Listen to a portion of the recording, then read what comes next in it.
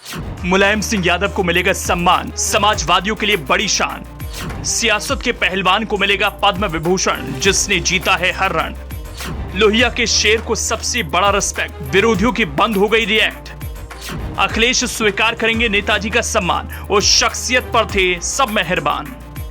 आज हम यूपी की सियासत के उस पहलवान से रूबरू कराने वाले हैं जिसकी कहानियां इतिहासों में लिखी जाएंगी, जिसकी रोचक सियासत आज भी लोगों की जुबान पर है। उनके चाहने वाले उन्हें धरती पुत्र, नेताजी, बाबूजी जैसे कई नामों से बुलाते थे।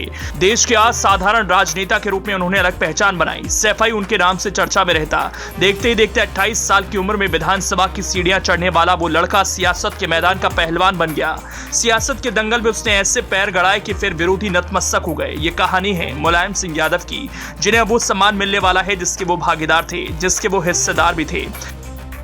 मुलायम सिंह यादव इस दुनिया में तो नहीं है, लेकिन ये सम्मान कहीं ना कहीं उनकी आत्मा के लिए ही सही, लेकिन किसी अनोखी मिसाल से कम नहीं होगा, क्योंकि राष्ट्रपति द्रौपदी मुर्मू ने पद्म विभूषण देने जा रही हैं। हालांकि इस पद्म विभूषण को उनके बेटे और यूपी की सियासत में अपने पिता की तरह विरोधियों को चित करने वाले अखिलेश यादव स्वीकार करेंगे।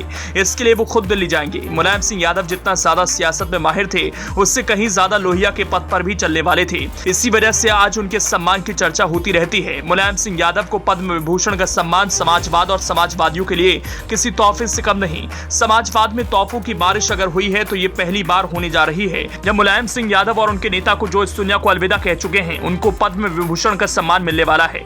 इस मौके को समाजवादी लोग इतिहास के पन्नों में लिखेंगे और बताएंगे कि उनके नेताजी किस तरह से इस सम्मान के हकदार बने, और इसी पथ पर अखिलेश यादव भी चलने को ठान चुके हैं।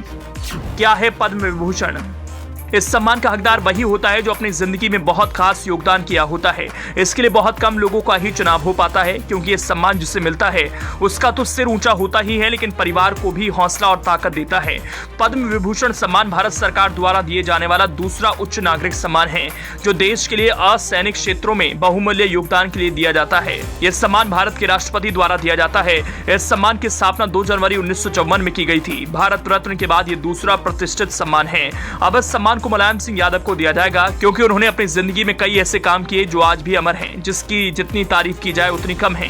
मुलायम सिंह यादव तो अब इस दुनिया में भले ना हो, लेकिन उनकी बची इच्छाओं को पूरा करने के लिए अखिलेश यादव ने वचन लिया है और खुद इस सम्मान को लेने के लिए दिल्ली पहुंचने वाले हैं।